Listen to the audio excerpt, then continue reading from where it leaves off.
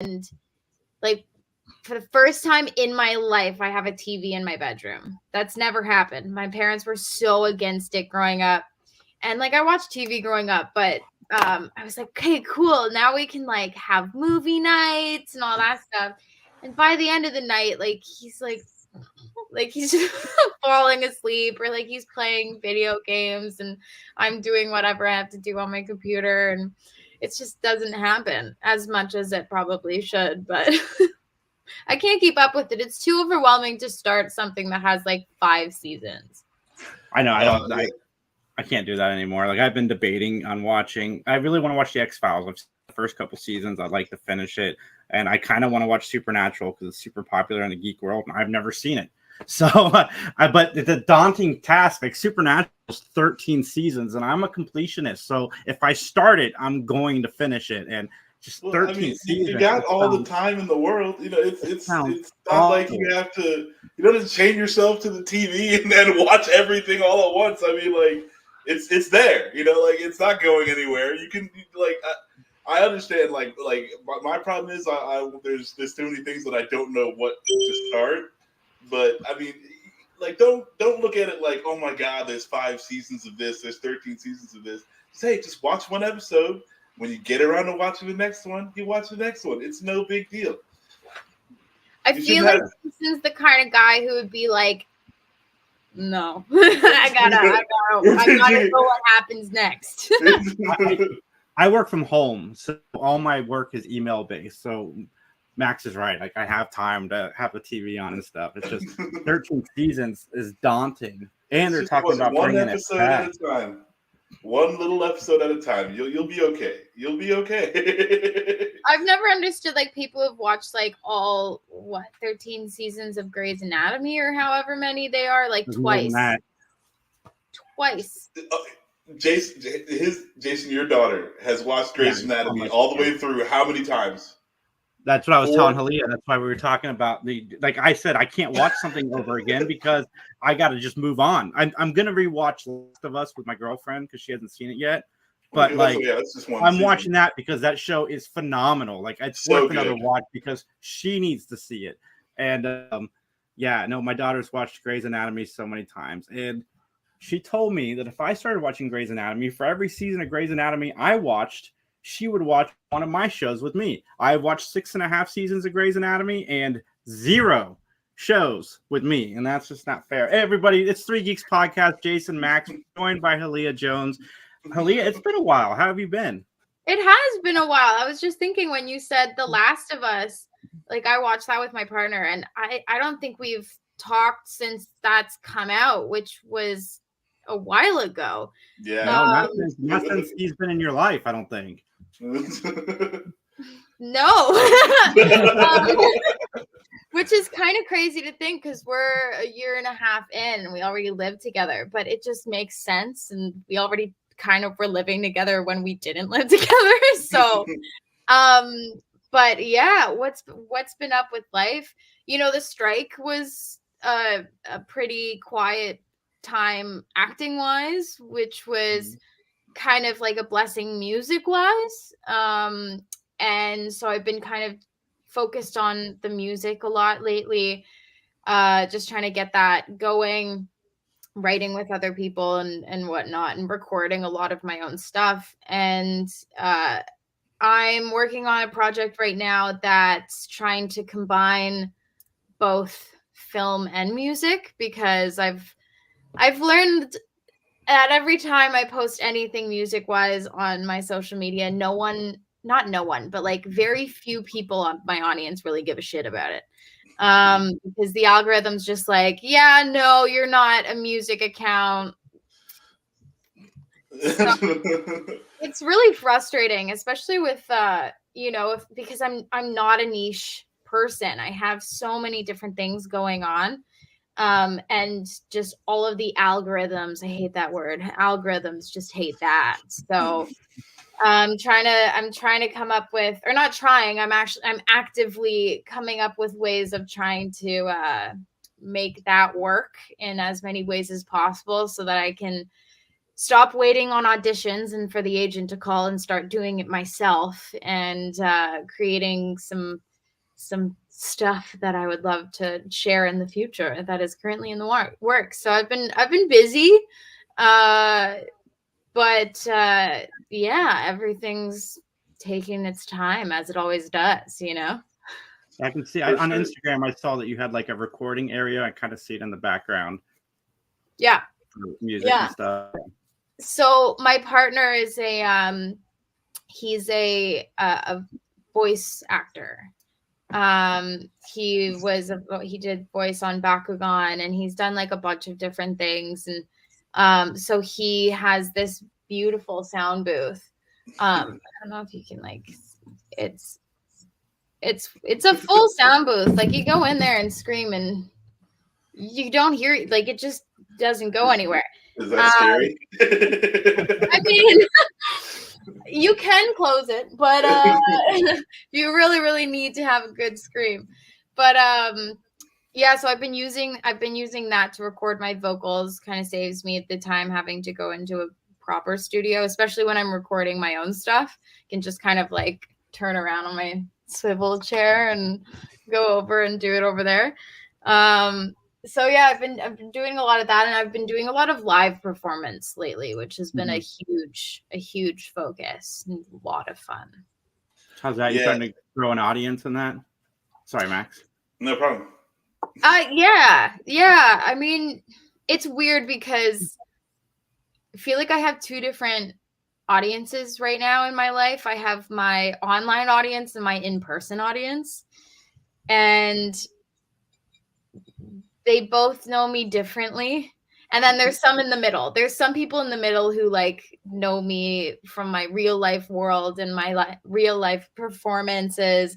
And then some people who don't know me on both levels and only know me on one side. So it's been cool to develop my in-person career more, and also that's helping me with like becoming a better piano player has been a huge thing, and becoming a better performer and singer and whatnot.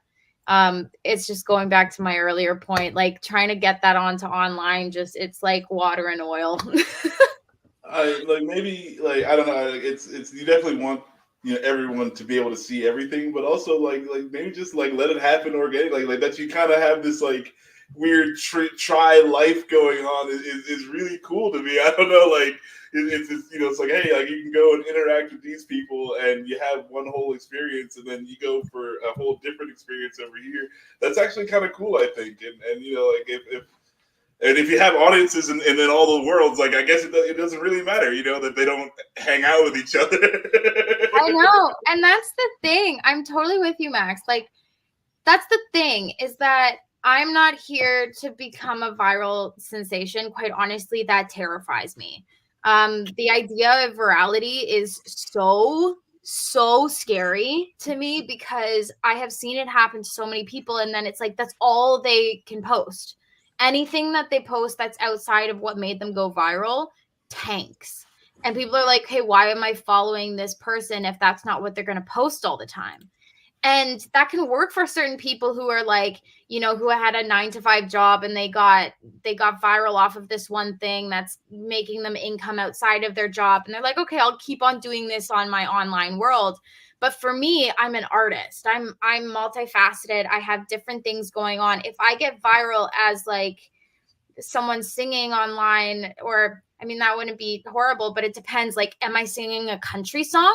Am I singing jazz song? Am I singing a pop song? Because it also depends. If I become viral from a country style song, if I post anything jazz, those country people are like, the people who liked my country video are going to be like, what is this? And then that causes either people to unfollow or disengage, which tanks your engagement, which just tanks everything else. So as a multifaceted artist, it's like, I'm totally with you. I don't want to choose, but this online world kind of pushes you to choose. And so fight against it. It's like a fight. Dude, I am fighting against the machine We're every with day. you. We're with you. No, I mean, don't let yourself become algorithmed. You know, it's like and you're like, hey, the acting thing, you know, I had to put that on pause because of everything. You're into your music, you know, and roll with it. And especially if you're flowing, you're feeling creative, and it's coming out of you, like let that come out of you, and the audience will be what it is. You know, I don't feel constrained by because everyone, even the computers, they all want to put you in some sort of box. And if you don't fit in the box, don't fit in the box. I know, and I do that. I do that as much as possible, and I'm like, I don't want to be in this box. And like, just to clarify, I haven't put acting on pause. The industry was put on pause. Oh yeah. Everyone was on pause. Yeah, no, that was. Yeah, and I'm very much auditioning, and like the auditions I'm getting are awesome. Like, dope. There was an audition I did a few weeks ago that was pretty sick, that we've already talked about the show, and they went a different direction, and that's okay, but they still, like, I still got to audition for it, which was like, as soon as that came into my inbox, I was like, woo. So the auditions are coming, like, they're really exciting, and they're really fun roles, and especially since I went brunette, they're so much more interesting, like way more interesting than the blonde roles, which, thank God. I'm very happy about that. But yeah, no, I haven't put acting on pause. It's just kind of like, acting comes and goes in so many different ways. Like, the auditions are coming, but it's like, I can't wait on my agent to call. And that's also another reason why, like, I'm trying to focus on the social media thing and trying to monetize it, because, you know, I have an audience, but it's so out of my authenticity to monetize my online world, because I've been doing it for so long, and I've created this relationship with my online audience where it's like, if you see me selling tummy tea, like, you'll know that I am struggling. I mean, tummy tea, yeah, but like anything else I would do in order to just kind of like passive, like not passive, but like kind of get some income going. But I don't feel authentic doing that. You know, it doesn't feel right, even though it just makes the most sense, especially because as an actor, I don't have guaranteed income, but with online world, I can make that. It's just fighting with that box that I've been put in. It's like, what's going to give? Like, either I fit into that box and I make some income in that box, or I don't fit into the box and maybe make a living of some sort. Not even, it won't even be a living. It will be like groceries. Like, like, yeah, I got to eat this week. Yeah. I know you've done music videos and you've put stuff on SoundCloud. Have you released anything on iTunes or Spotify? You know what, dude? That's a really good observation. Your music's good. So I was thinking about this today, that I really need. So when I released my album As Is, which is like the last thing I released on SoundCloud, which was 2021, 2020, early 20, something like that. It was over 2 years ago. I called it As Is because I wanted to make it clear that it wasn't perfect. It was self-produced. It was just an expression of artistry and my deep feelings in life in general, my storytelling. And I was like, you know what? I don't want this to die in the archives. I'm just going to let it out. Just let it go. And I've been thinking lately that I need to do that again, because I've gotten to this point where I've been caring too much about I'm getting so precious about my music again that I'm actually hating it. And I'm hating it because it can't be perfect. And I think I need to love it because it's not perfect. And that is so difficult to do when you set out with the intention for it to be Spotify releasable, because Spotify means it has to be perfect or near perfect and up to standards, right? And then I always get in my way of being like, okay, well, what if this is the song that goes viral and it's not authentically me because it's perfect in a way I thought that the industry would want it to be perfect. So I feel like I spend most of my days battling with myself, and the part of myself that's not the artist, but the person influenced by the outside world and the expectations that I've been seeing put on artists. I mean, artists have to be like musicians or like art. You have to be an artist, but then you also got to be a business person. You got to be a content creator. You got to be a marketer. You got to be all of these different things. Your own publishing person. It's just a lot. So I think I'm gonna do what you're saying of just putting things out on SoundCloud for fun. And I heard the other day, I'm on a little bit of a ramble right now, but I heard the other day that SoundCloud is coming back as the hot thing for Gen Z because of how much more, like non-serious it is. So maybe I'll become one with the Zers. Yeah, that might be where you pick up another audience, and the audience that'll pay you a little bit,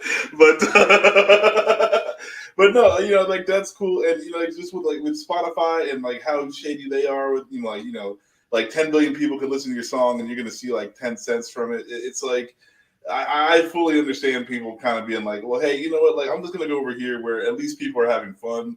And there's not any of this just oppression from it. Like that's a lot of musicians skip all that. They go straight to YouTube now, which you've done a few times. Yeah, I haven't gone too hard on YouTube. I just remember being younger and wanting to start a YouTube. And now I look back on that and be like, and I'm just thinking like, girl, where could you have ended up in your career if you had started that YouTube all those years ago? Because I'm talking like 2014, 2013, 2014, 10 years ago. I could be popping off right now. You'd be OG for sure. Well, you treat your Instagram like YouTube. I mean, you could have been cleaning rocks for all those years on YouTube. Actually, though, and it's all in my highlight reels too. Like you could go through all my highlight reels and know what I've been up to for the last 3 years. Like easy. Did you guys see what happened to my toilet the other day? That was I don't know. You would know. You would know. It was that bad, huh? That's the craziest question. No, it was actually kind of freaking hilarious. I was cleaning the bathroom and a candle fell on like the toilet seat was up and a candle fell from a shelf and it exploded everywhere. My toilet seat broke. Or no, like the whole bowl. The bowl just shattered. From a candle? From the candle, yeah. Like it was a glass container candle. It was like the heaviest duty candle you've ever seen in your life. Wow. And the candle didn't even break. Like oh my god. Keep that candle forever. That's a sign of something. I don't know what it is. Blake threw it out. My partner threw it out. And I was like, honestly, as soon as he did that, I was like, oh, that was your lucky candle. I mean, okay. You guys see this? Oh my god. That's the candle. Wow. Oh my goodness. That's my bleeding foot. Oh wow. Yeah, that is crazy. Yeah. And honestly, I gotta tell you guys, when I was there, all I heard was the loud breaking and like the explosion. And then I look down, I see the candle, and I'm like, what broke? The candle's not broken. And then I look at the floor. That was the second place I looked, was at the floor, and there's white porcelain. And I was like, did we have any decoration that's white porcelain? Like, why is there broken white porcelain on the ground? And all I hear is Blake in the other room. He's on this call with his writing team. And he's like, guys, I'll be right back. And he comes in. He's like, holy shit, the toilet. And I did not notice until he pointed it out, because I was in such a genuine state of shock because I didn't know what happened. Anyway, because the candle was in the toilet. Yeah, so and you're looking dead at that candle, like, what broke? Like, the candle's not broken. The candle was never made out of porcelain. What's on the floor? Like, what's going on? Oh my goodness, that's something. I don't know. That's focus, laser focus. I was just in genuine shock. So anyway, as we're talking about my Instagram being a YouTube, I, of course, you guys know documented the whole thing. And that night I went to an acting class, and it was like a 5-hour acting class. I come out of it and I've got like 25 DMs from friends being like, what? Like, just people genuinely like, I'm living for this series. Like, what is going on here? It was crazy. But yeah, I find that I'm so comfortable sharing online, and I don't share everything online. I'm very particular about what I share, but I like to share things that make me laugh, because I hope that they make someone else laugh. Because if it just makes one person laugh, or it makes one person feel comforted, that's all that matters to me. Because I see it in the long run of just being like, hey, I'm developing like a relationship kind of like through this weird thing, that, you know, if they do end up in the same city that I'm having a show at, they're more likely to come out to a show because there's a connection there. And I love that kind of stuff. You know, I don't want to be posting fake things that build fake audiences, because those fake audiences aren't the ones who are going to come to the show, bring their friends, buy merch, support the artist in the long run. And like I said, I'm here to build a career rather than just a flash in the pan. And if you can make people feel something, if it's happiness, sadness, laughter, you can, that's someone who's going to stick around. Because that's how I feel about when I follow people. If they make me laugh, they make me feel like I'm like a part of something. That's what's important. I just realized it hasn't been a year and a half since you've been on. You were on right before Scream 6 came out, because I remember you hinted to us paying attention to the movie very closely. Jesse was in it. He came on and reviewed it with a Scream star, Jesse Camacho. Yes, star of Scream 7. I did not leak that information, though. I just hinted at it. Yeah, he wanted that so badly, and like, I don't know how it ended up happening. He had an audition, but I don't know. I think his agent was just like, hey, you got anything? Because like, this guy deserves to be in this movie. Everyone needs to be in this movie. No, I was like, dude, I'm helping you with this. Like, we were promoting Jesse and Scream. I know, I remember. All over social media. And he kept his word. He came on and told us everything about it, like to every detail. Yeah. He's like, I left my phone charger on set. I had to go back the next day and get it. And we're like, sure, you just left it on set. Yeah. Like, I'm like, oh, Nev's on set? Oh, wow, I just got to pick up my phone charger here and say, sorry, let me get it away. What's happening? But I mean, with all the stuff that's going on with the next Scream movie, he might actually end up being the star of the next Scream movie. He might just be the star of the next Scream movie. He deserves it. He busted his ass.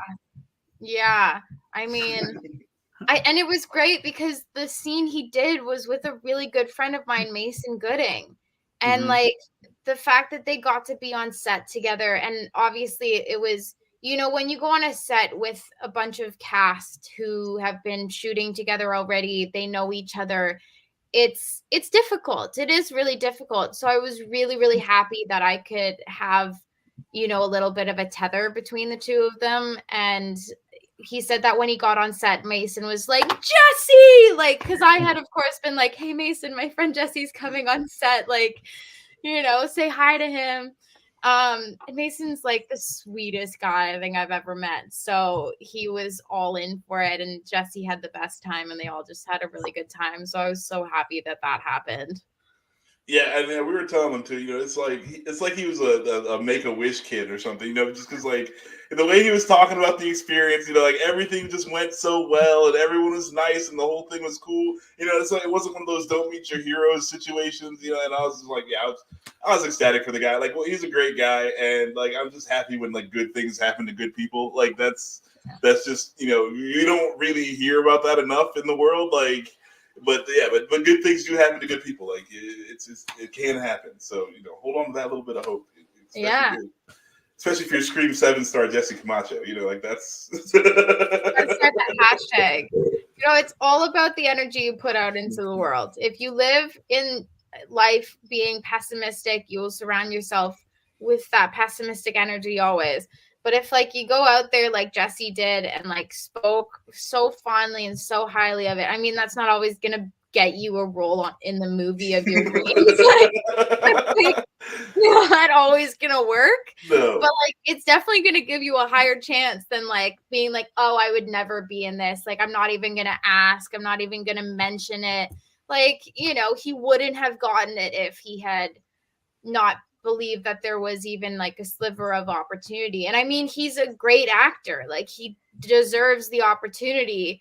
And there's there's 100 other actors who are also deserving of the opportunity. So it's more so about how you put yourself out there and how you go about getting it and keeping yourself optimistic. I gotta ask, we forgot to break up in Grayson's Encounter. Grayson's Encounter, you play a mom? I play a mom. I play a mom.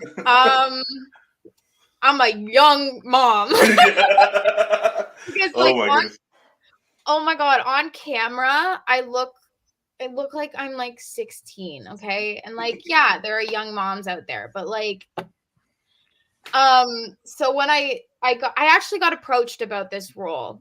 And the guy who had created it had watched Locke Key and was like, I think he was just like, I'm going to wing it. I'm going to like message her agent and be like, would she be interested in this role? And I wasn't working. And I was like, you know what? All experience is good experience on set.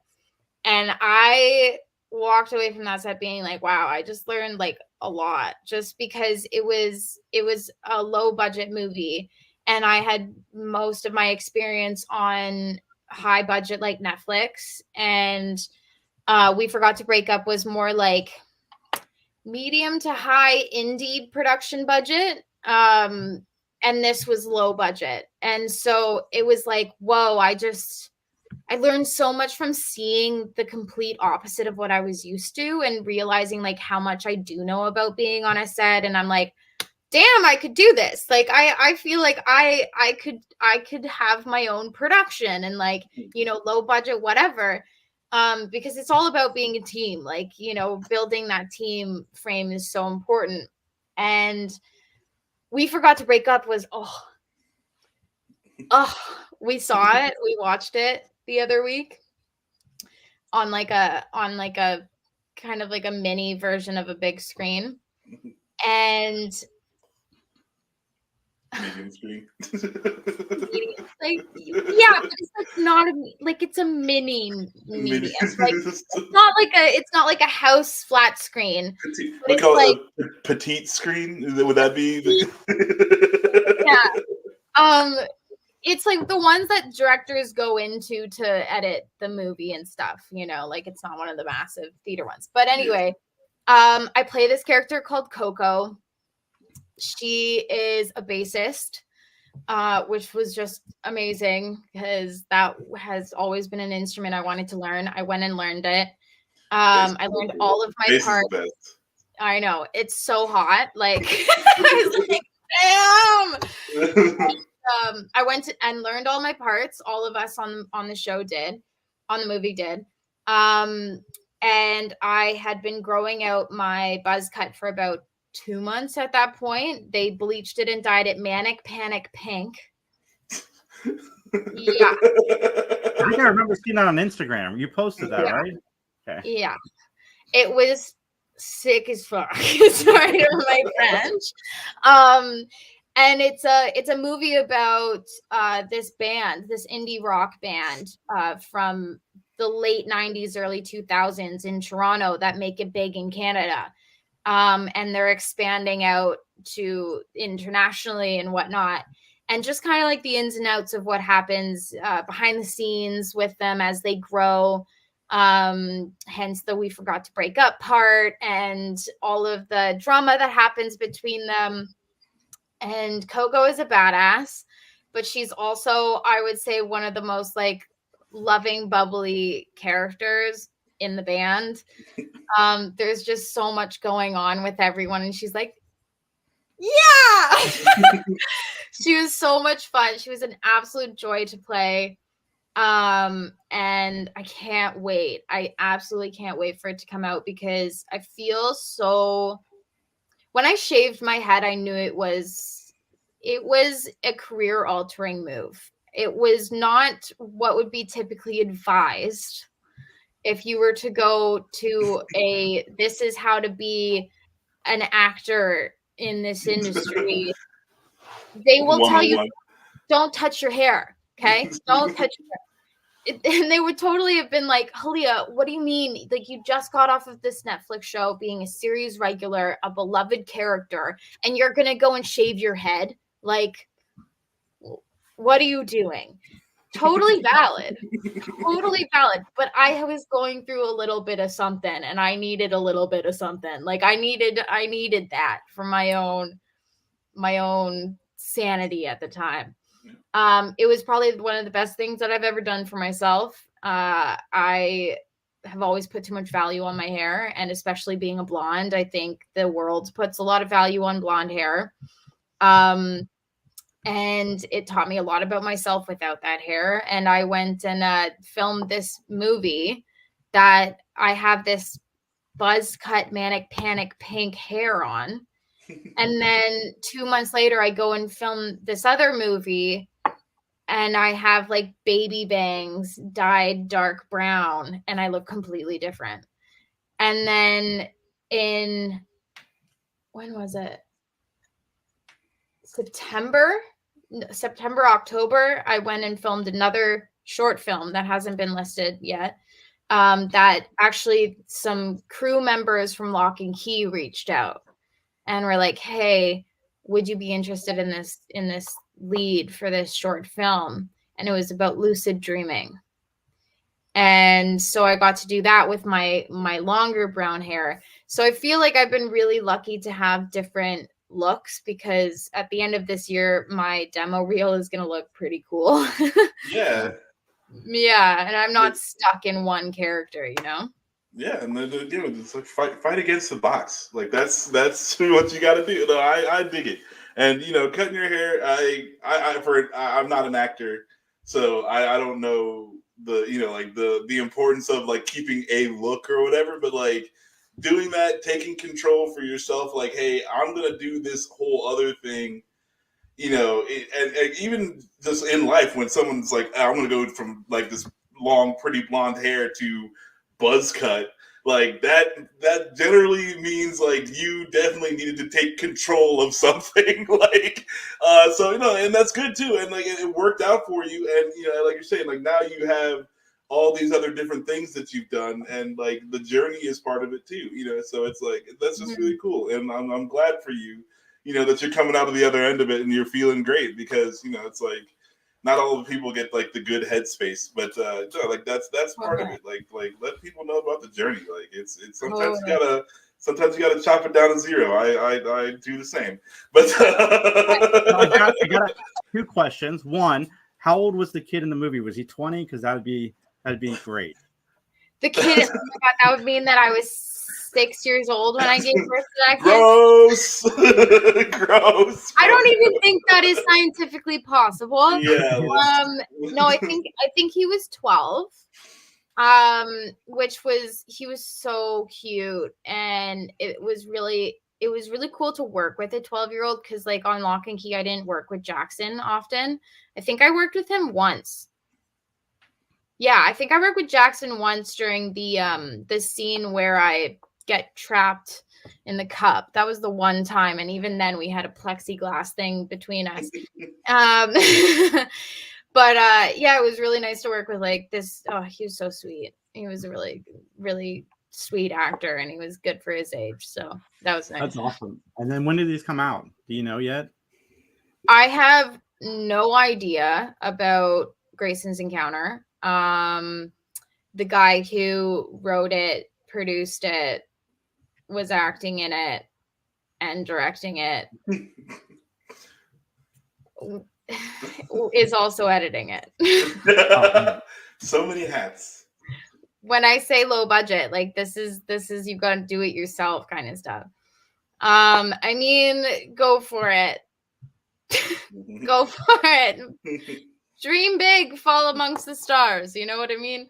But we forgot to break up movie depends on when, like what festival it gets picked up by, and we have one that we were in consideration for Sundance and passed on that. And there's another few ones that we've been up for, and yeah, it's actually something about, I think we got a premiere at Flair in London. All right. Yeah. So, but we're hoping for something before that. Nice. But I mean, like, are you going to London? Are you gonna go to like the premiere? Like, if it's in London? Like I said, I haven't been able to monetize my Instagram yet. If someone wants to fly me out to London, but I have bigger fish to fry, like rent and life in general. You know, that's the funny thing about being an actor and having a lot of followers on social media is that everyone thinks that you're rich. And it's like, selling tummy teas. I'm not selling tummy teas yet. I'm doing fine, but like, geez. But no, I would love to go to London. I have a few friends over there. Hit your people up for the London money. Like, I know you don't feel authentic about it, but you need to go. Like, if it's going down, like, you need to go. Like, it'd be like, hey guys, like, I don't normally, I wouldn't normally do this, but we need to pay for this plane ticket. I know. I mean, then there is the part of me that's like, there's the pride behind it, like if, I got to make my own way on these things. But, I'm 26. I'm at the beginning of my career still. I can't be hard on myself about this kind of stuff. And I speak so openly about this because I think upholding this idea that everything is like perfect is really toxic, and it can be harmful to a lot of young people in the industry. And like, if you are young and getting into this industry, like, know that it's not money bags right away, and it might never be. And it's like, it's all about perseverance, and, things come and go, but it's all up to what you choose to do with it over time. But I definitely, if Flair is the one that we do premiere at, I most likely will go. I mean, like, I can go. It's just not the priority budget right now, Heard, but like, yeah, you gotta go. Like, I mean, have you ever have you traveled at all? Like, have you been outside the U.S.? Have you been outside? Okay. Yeah. I mean, so annoying. When I was doing Locke Key, the majority of my like travel budget that I put aside from everything that I had made filming that was like New York and LA. It was like all business. It was all what is going to be the best bang for my buck career wise. And I made some really great connections out there I'm very happy with. So definitely got my money's worth, but I didn't travel farther than that. I went to Costa Rica at one point with a friend, and that was awesome. There's a story I won't share online about that, of why I went to Costa Rica in the first place. That was crazy. But yeah, and then I've been to London when I was a kid. I just remember it being so windy that I feel like I remember getting picked up by an umbrella. That's all I remember. Just Mary Poppins around. Mary Poppins, you know.